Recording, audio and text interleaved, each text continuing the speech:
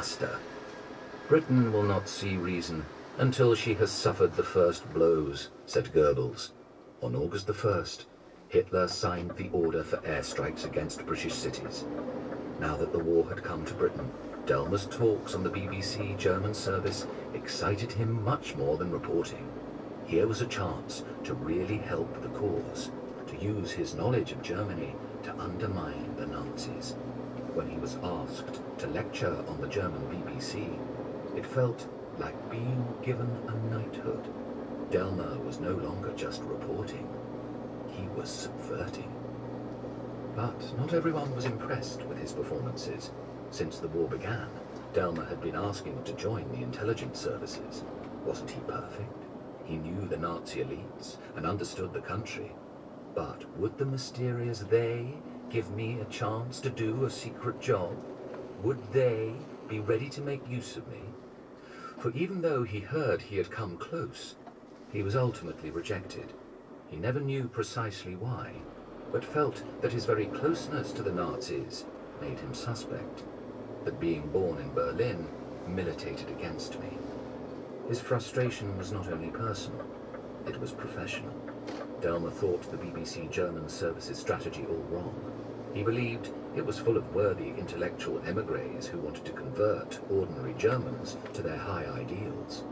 Listening to them, Delmer said, was like Maida Vale calling Hampstead, one part of émigré London talking to another. How could that ever help get under the psychic skin of those under the sway of Nazi propaganda? As the Nazis captured one country after another with minimal casualties, as Hitler's popularity, or at least his aura of invincibility, seemed only to increase, this seemed to Delmer ever more hopeless. In my view, all this attempt to convert Germans to rebellion against Hitler by argument was a waste of breath. The Germans would only begin to listen and react to that sort of thing when they realized the war was lost, and it was better for them to abandon Hitler than to fight on. Delmer had seen the psychological power of early Nazi propaganda. You needed to tackle people's connection to the Nazis at its root, the need for belonging, the sadism, and the simplified identity they offered. On September the 7th, 1940, the skies over the Thames estuary suddenly turned dark as vast squadrons of German planes flew in arrow-shaped formations, one after another, toward London. This was the first week of the Blitz. It would last 9 months. A Home Intelligence report noted how factors which contribute to the strain on morale are, of course, as much psychological as material. Listening tension, for example, anticipation of planes and bombs, is one to which little official notice has been paid. Few people are using ear pads or understand that the diminution of noise can help lessen their state of anxiety. To ease the listening tension, Londoners huddled around their wireless sets. On September the 11th, Churchill made a speech on the radio. These cruel, wanton, indiscriminate bombings of London are, of course, a part of Hitler's invasion plans.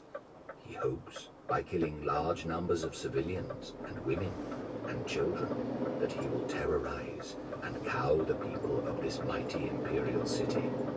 This is a time for everyone to stand together and hold firm, as they are doing. People thought he sounded tired. That evening, as the Blitz bore down once again, some were tuning into something a little less grandiloquent. Workers' Challenge ran every night at 8:10, 9 and 10. It starred East End Cockneys talking about their war experience. Tonight, one of its regulars, Bill, discussed the latest air raids with his friend, Jack. Jack was concerned about rumours that the air raid sirens were going off too late, not giving the workers enough time to take shelter properly. Bill was convinced this was deliberate. The nobs are afraid their profits will drop, so they don't care a monkey's bugger about what happens to the workers. Oh, stop pulling me leg, Bill, answered Jack. I knows you like to take a rise out of me, but no kidding, mate. Do you think there's something going on between the bosses and these mess-ups when there's an air raid? Now listen here, Jack, mate. Use your noodle for once. A couple of weeks back, the alarm was delayed for a quarter of an hour before the raid started, while the last one wasn't started at all. So, what do you think? But I still can't see where the bosses come into it. Why, you bleeding twerp? It's as easy as ABC. A delayed alarm means more production from the workers and more profit for the bosses. And besides, they don't care about Jerry dropping a few more bombs on the factory as long as they're out the danger zone. With Jack slowly coming round, Bill turned to what had to be done. The workers have been bloody mugs, but that can change. The workers make the munitions. They can halt these hellish air raids if they rise up against their capitalist bosses and their lackeys in government, halt production, and stop the war. This was pretty typical fare for Bill. When he wasn't agitating other workers, he lectured the audience. The so-called bosses of ours are all swine who've taken a yid bribe. This movement is British. Come out into the streets and put it into action. Workers of Britain unite. You have nothing to lose but your chains. But Workers' Challenge did not actually represent a British movement. Bill, Jack, and the other characters were broadcasting from a well-guarded villa in Berlin, part of Germany's covert radio operation, the Bureau Concordia. The Cockneys were played by British prisoners of war. They had joined the Bureau after being offered far more preferable living conditions. They wore their own clothes, were provided with tobacco and alcohol, and could visit a brothel once a week. Of the thousands of prisoners available, 8 agreed to join. Workers' Challenge was one of 4 British stations run by the Bureau. Radio Caledonia called for a Scotland free of international entanglements, conducted not in the interests of Jews and capitalists, but the Scottish people. Christian Peace Movement was meant for conscientious objectors, and at the new British Broadcasting Service, upper-class gentlemen talking in a BBC-like style.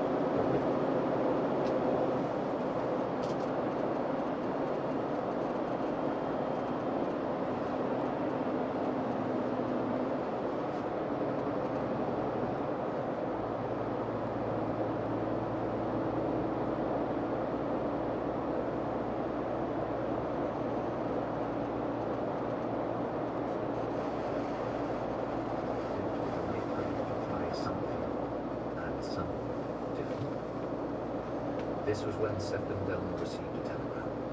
Suggest you resign from the Express. Important job awaits you. How would you like to run an RU? Leonard Ingrams, the Special Operations Executive, asked when the new recruit reported to his Mayfair office. What's an RU? A research unit. Didn't you know? No, I didn't. What did they research? They had nothing to do with research. This was the code name for Freedom Radios, anti-Nazi resistance radio stations that seemed to be transmitting from occupied Europe, while actually run by emigres based in England, all working under the intelligence services. We want you to start a right-wing RU, and suggest you take charge of it with full editorial and political control. It had been noted that the Bureau Concordia's Workers' Challenge drew in listeners by using the foulest language ever. Well, Ingrams continued, my minister thinks we should reply in kind, and as he is a socialist, he thinks a right-wing station would be the appropriate one to carry the filth. Go to it then. It is a great chance for you to show your ingenuity. There are no limits, no holds are barred. Alan Cox was reading from How to Win an Information War by Peter Pomorantsev. The abridger was Polly Coles, the producer Clive Brill. It's a Brill production for Radio 4. My name's Tim Key. I'm Tom Bastard. Welcome to Tim Key's poetry programme. The poetry series that goes off the rails. How are you feeling, mate? Stunning, right? Because, I mean, you put your fist through the auto cue and you threw your bottle at the cameraman. And I'm saying it was about us. Pardon me. With Stephen Merchant, Katie Wicks, Morgana Robinson and Lolita Fope. It's your chins, really. Chin, I think we mean. Say chin. No, do you know what? Say chin. Tim Key's poetry programme. What sort of poetry? That's all. Shut up. Tuesday nights, news 6:30 comedy. Oh, yeah. On Radio 4 and BBC Sounds.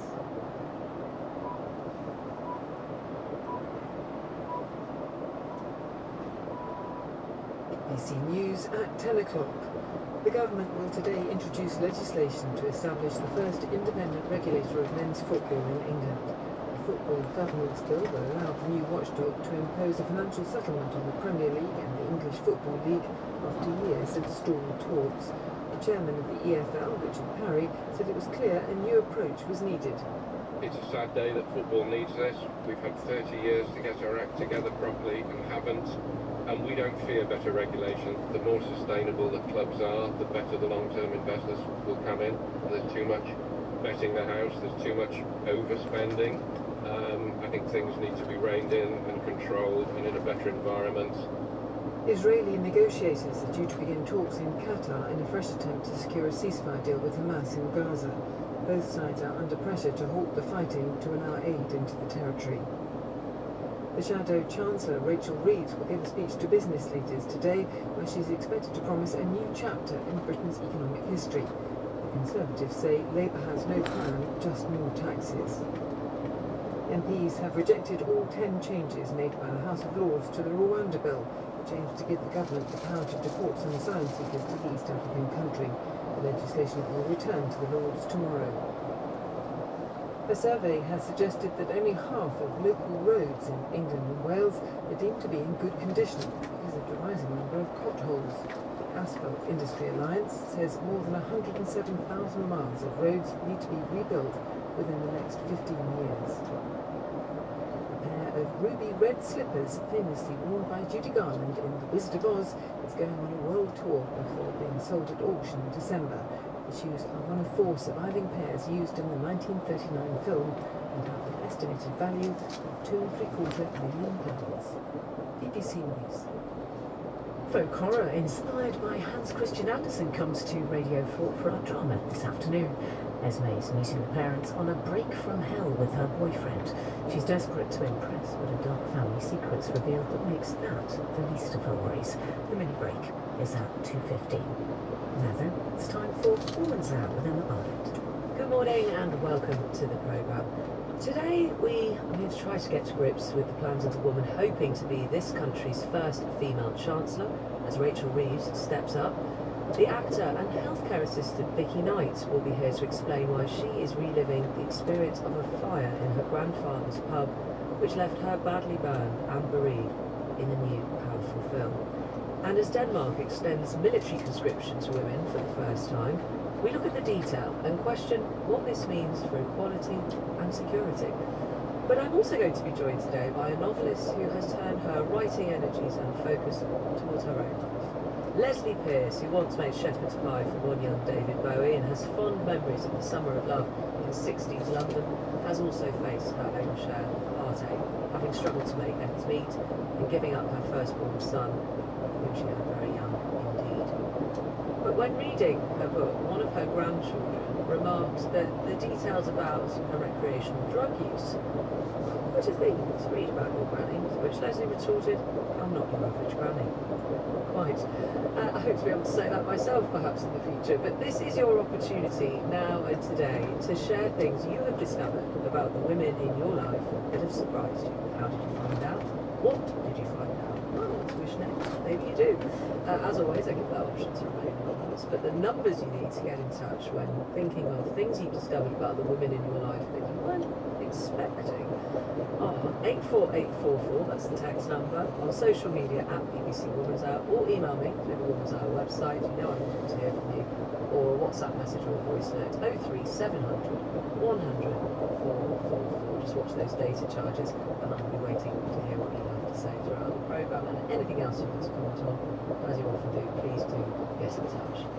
But later today, the woman hoping to be the first female Chancellor, Rachel Reeves, will lay out part of her economic strategy in a high-profile lecture in the City of London, the last of the capital's financial district.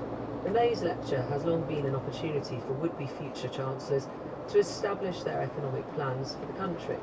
In their time, Nigel Lawson, Gordon Brown, George Osborne and even then Chancellor Rishi Sunak have taken to the podium to deliver it. We don't yet know exactly what Rachel Reeves will say, some lines out in the paper already, but we do know she's equating the current economic climate to what was inherited by Margaret Thatcher's government in 1979. As we approach a general election, the date is still to be decided. What might Rachel Reeves' lens on the world change? How might her economic outlook specifically impact women's lives? Vicky Price is on the line, former joint head of the Government Economic Service from 2007 to 2010 under Labour, and now an economic advisor. And we'll hear from Lucy Fisher shortly, Whitehall editor at the Financial Times and host of the FT's Political Fix podcast. Vicky, I'll start with you. Good morning. Good morning. What are you expecting? What are you listening out for in this lecture? A lot of it has already been pre-leaked, or at least pre-said to journalists. We're not yet having an ability to see exactly what she's going to say, but it's not very surprising that it's not going to have an awful lot of detail in it.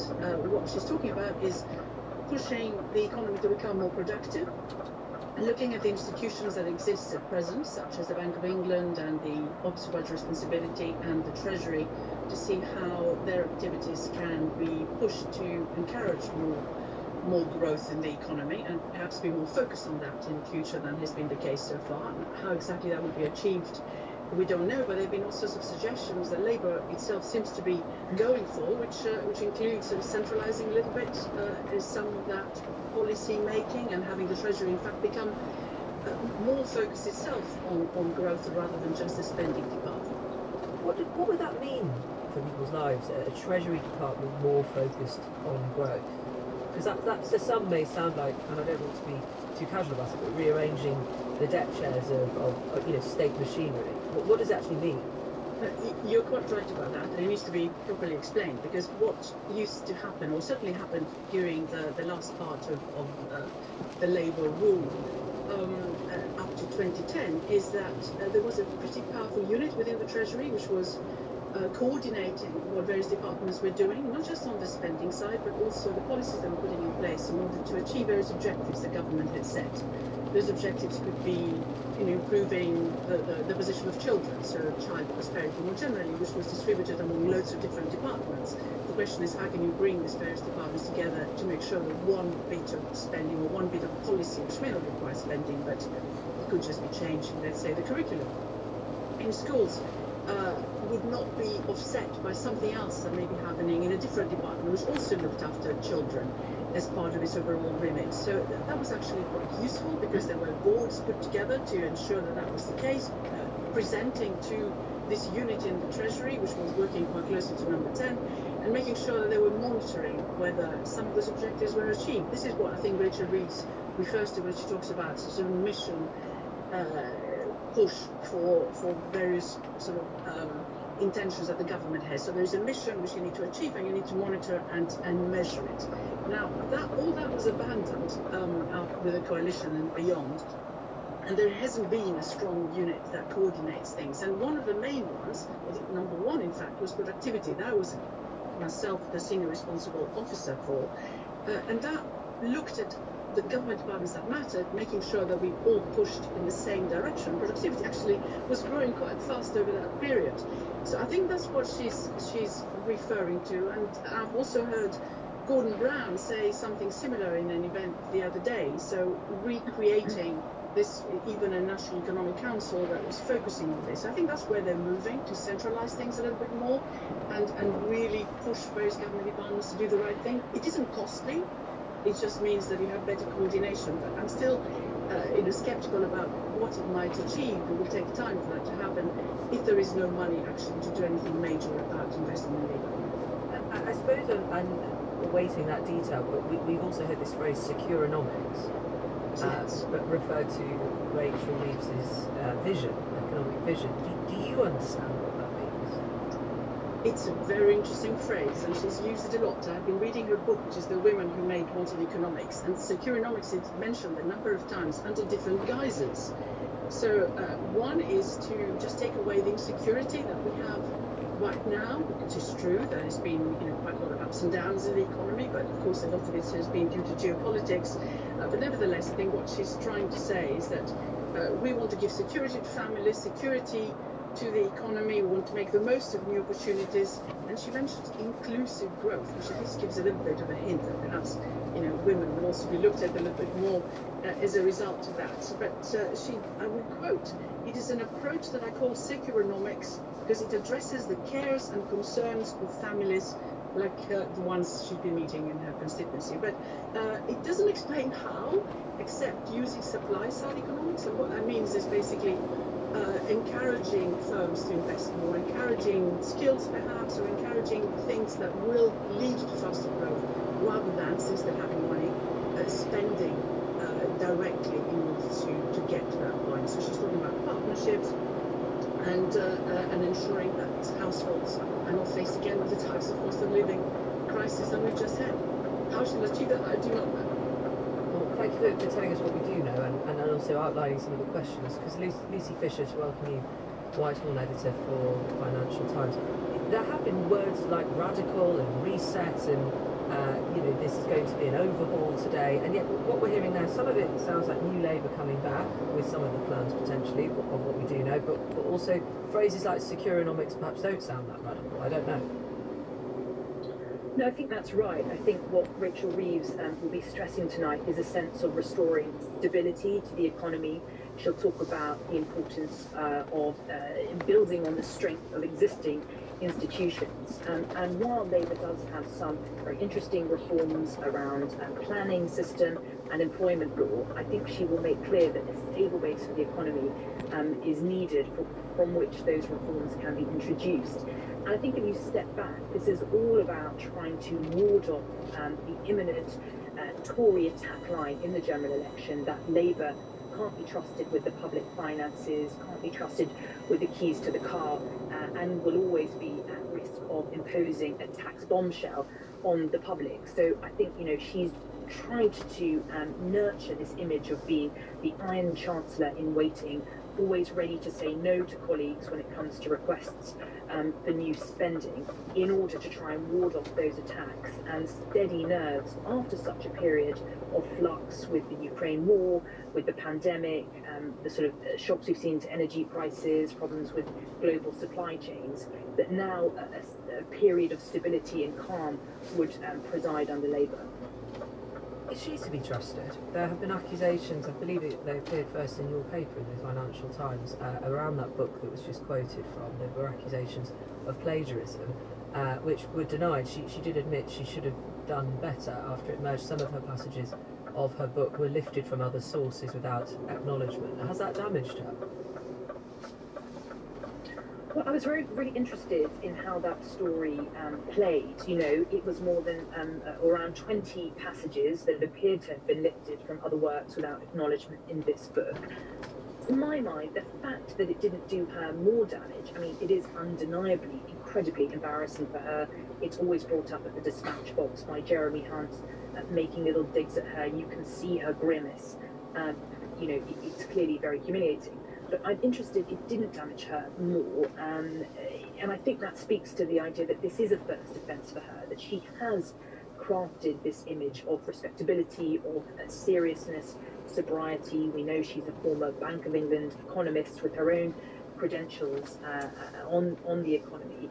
When we look at similar scandals overseas, in Germany, cabinet ministers have previously had to resign over allegations of plagiarism in doctoral theses. So I was interested that I think, for Rachel Reeves, she built up a level of credit in the bank that meant she was able to survive that row. And she, talking about sort of how she is and who she is as a person, just to get a sense of that for a moment, has embraced, if you're looking for, I'm paraphrasing here, charisma, or if you're looking for, sort of rock and roll, this isn't me. She sort of tried to lean into that as part of how she talks about her credibility and who she is as a person in this political role. Yeah, and she's similar to Keir Starmer, the Labour leader, in that way. The same criticism is sometimes made of both of them, that they're a little on the dull side. Look, I think actually she'd be pretty fine with that, to be seen as, technocratic, albeit lacking pyrotechnics. I think she's more concerned about appearing serious and someone who can be trusted with the economy, someone who exudes competence rather than charismatic, full of energy. And I think as Starmer's, come up with this line that, the country has tried exciting.